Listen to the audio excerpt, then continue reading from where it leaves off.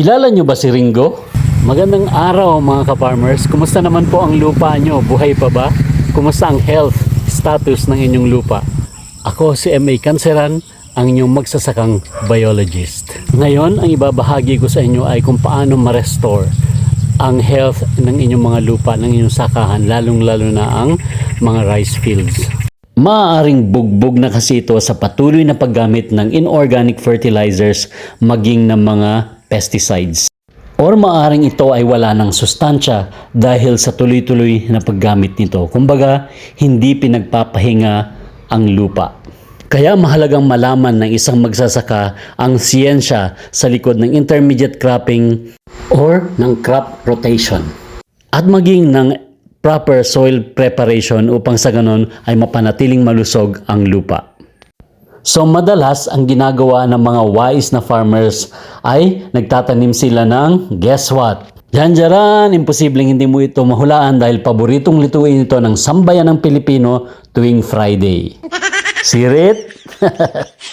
Ito ay walang iba kundi ang munggo. Bakit nga ba munggo? Dahil ito ay nagtataglay ng mga nitrogen fixing bacteria sa kanilang mga ugat para makatulong sa pag-restore ng health ng lupa. Let me show you this. Ito ay isang puno ng munggo na itinanim dyan sa palayan. Kung mapapansin nyo, mamaya i-close up natin siya, ang mga roots niya ay nagtataglay ng mga butlig-butlig or root nodules kung tawagin. So ito siya mga ka-farmers, ito ay isang nodule, ito rin ay isang nodule, at maging ito ay isa ring nodule. Pero syempre, hindi natin makikita si Rhizobia, ang nitrogen fixing bacteria. Kailangan natin ng tulong ni microscope para makita ito. Pero dahil high-tech na ngayon, magpatulong na lang tayo kay Ai. Kilala nyo ba kung sino si Ai? Hindi yung kapitbahay nyo, ha? Ganito ang itsura ni Rhizobium. Ang hugis niya ay rod shape o yung parang longganisa na pahaba. At ka-MU niya si munggo, kaya tinawag ko silang Ringo. Parang love team lang. Dahil sa biology, ang tawag sa kanilang relasyon ay symbiosis or mutualistic, where both organisms benefit from each other. Ngayon, ang tanong, paano ba nagsasanib puwersa si Rhizobium at si munggo? Or si Ringo? Sa totoo lang, ang soil ay nagtataglay ng millions if not billions of bacteria at iba't iba pang uri ng mga decomposers. Kabilang na nga doon ay si Rhizobium. Unang step, attraction and attachment. Ang ugat ng legume, and in this case ang munggo, ay nagre-release ng flavonoids na nakaka-attract sa mga Rhizobia.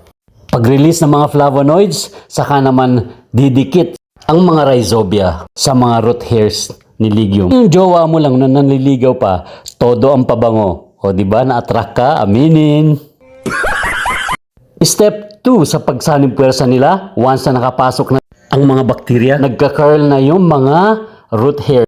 Ito ay para matrap ang mga Rhizobia. Step 3, nagpo-form ng parang sinulid doon sa nakulot na root hair upang maging daluyan ni bakterya para pumasok sa root cortex ng legume. At yung infection thread na yon ay lalaki sa loob ng root cortex, saka naman niya i-release ang bakterya into the plant cells.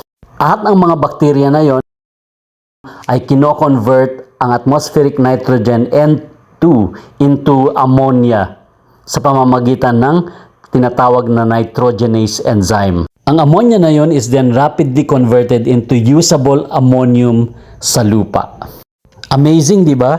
Dahil sa pagsanib puwersa ni Rhizobium at ni munggo or ng mga legumes, tumutulong sila sa pag-restore sa health ng ating mga lupa. At kung may natutunan kayo sa video ito, please follow, share, like, and comment. Thank you and God bless.